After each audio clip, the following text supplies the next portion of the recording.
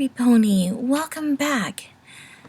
It's been a long break, but now we're finally back with the next chapter to Inverno in F minor.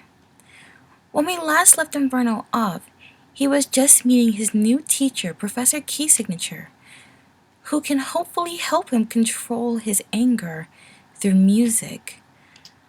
Let's hope Cadence's hunch about this is right. Otherwise, who knows what could happen the next time Inverno gets angry. Without further ado, we're all ready. Let's get started. Inverno in F minor. Written by Cracktinquel. Chapter 15. By Phyllis Spring in C major. Stop! Inverno cried out. At the foal's outburst, the professor ceased playing.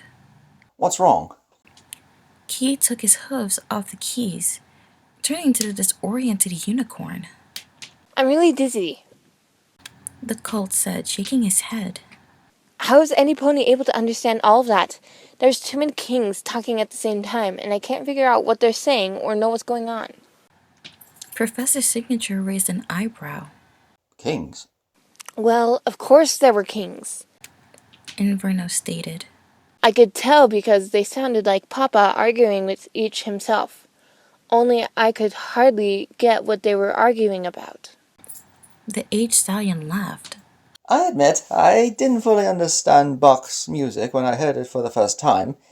His fugues can be a bit too complex for beginners to understand. You can say that again. Inverno got out of his seat, stumbling on his four hooves. Is it really that bad? Bad? Inverno trailed off. Those kings were going round and round, rambling about something.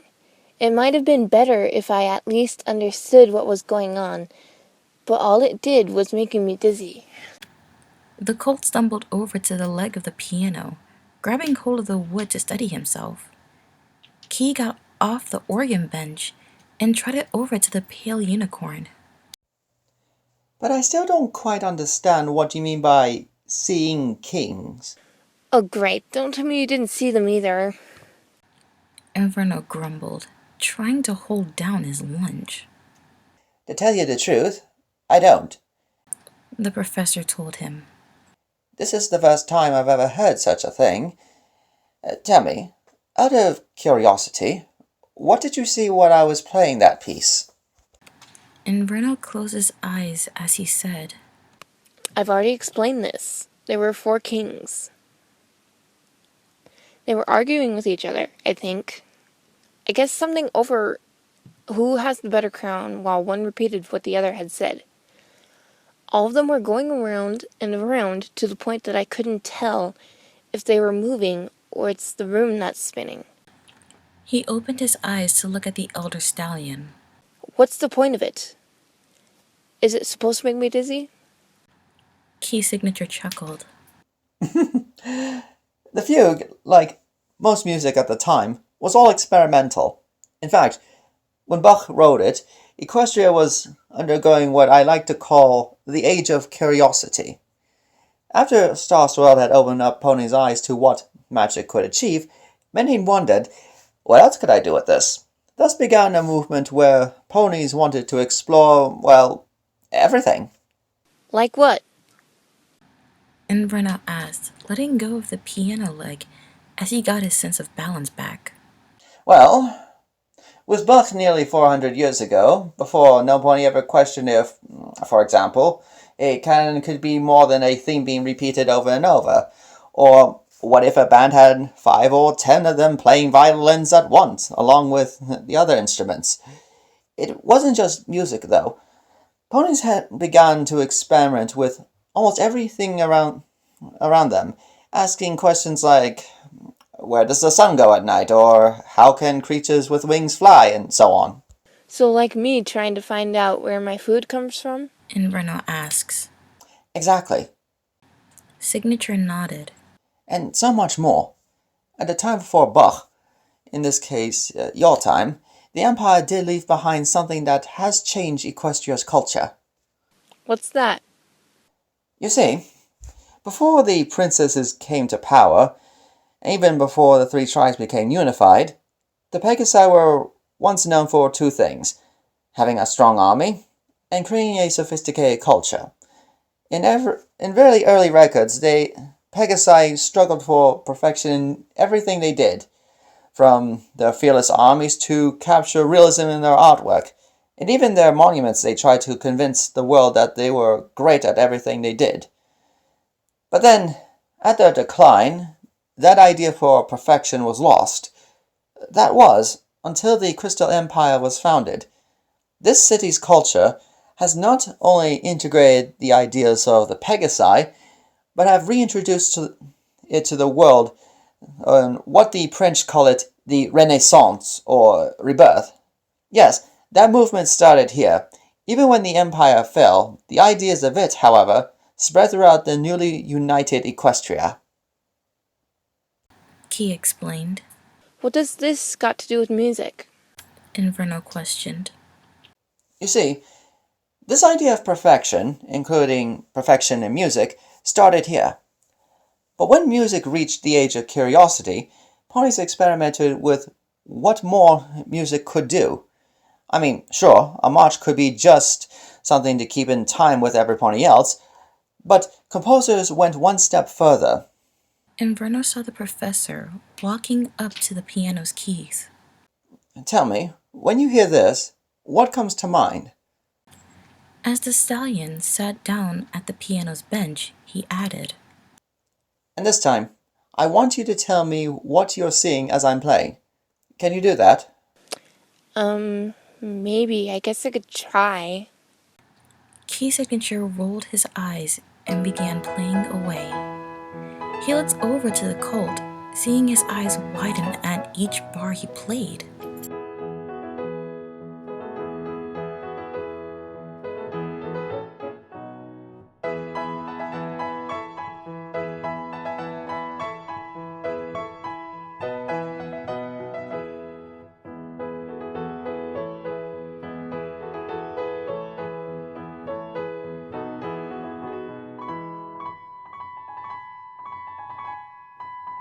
So can you tell me what you're seeing?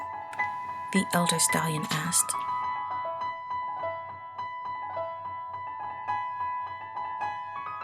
I see the sun. Inverno stated in a dreamlike state. It's rising up from behind the mountains. Everywhere there are flowers, but there are no grave markers anywhere. It's like these flowers aren't sad about some pony having died in a dungeon, but they're happy that the sun has arrived. I see a line of water with stones with the screen stuff nearby it. There are ponies too, same as I am. They don't show any fear. They're happy as the flowers. I think they're playing a game with a ball that goes everywhere. They're kicking at it. I think they want to know how far it'll go.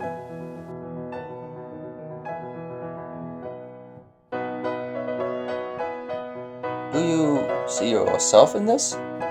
The professor asked. I don't know. Inverno answered, looking down. I can't see myself in the water, but maybe that's because it's moving too much. Let me see if I can talk to them. Inverno walked stiffly away from the piano, put a hoof to his mouth, and called out. Hey, over here! He paused. I don't think they can hear me. It's like I'm not even here. But look at them. Why are they so happy? I don't understand. Signature watched the colt as the young unicorn started to look upwards. Even the Pegasi look happy.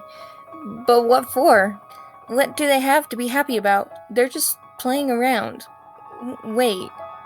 They're saying something.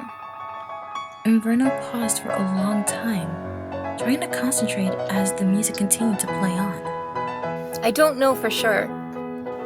Inverno finally answered.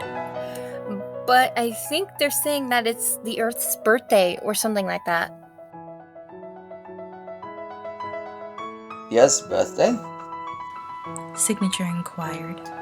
I'm not exactly sure what that means either, but they're saying something about how they're happy because the Earth is happy too. The professor abruptly ended the piece, snapping the colt from his hypnotic state. Now that is truly fascinating, Key commented. because what I've just played was the opening of the 4 seasons called Spring by Fafili. And what I found fascinating was that what you said fitted almost perfectly to what the composer had in mind. Really? Inverno tilted his head. For you see, in this period of Bach, Fafili was also experimenting with what music can do. Key lectured. What he did in this piece was he tried to paint an image in ponies' minds of all 4 seasons in his violin concertos. The fact that you've mentioned flowers, a sunrise, and everything celebrating rebirth of nature goes to show that the Red Angel had done his job in painting this picture in your mind. What's a concerto? Inverno asked innocently. The elder scion smiled. This was going to be one very interesting student to teach. And this concludes Chapter 15 to Inverno in F minor, written by Cracked Inkwell. Well, this chapter was quite interesting to say the least. A nice music-based conversation between Key Signature and Inverno. Of course, it all ties in with the fact that Inverno can see music instead of just hearing or feeling it, unlike every pony else. And that's quite interesting for him. And to see vividly what he sees is also something interesting. It makes me wonder, where can all this go soon? As well as, what interesting music can Inverno write that can let others feel what he sees through music? Every pony, the next chapter will be ready as soon as it is possible. I am Lotus Moon. Stay in your seats. We still have a long way to go.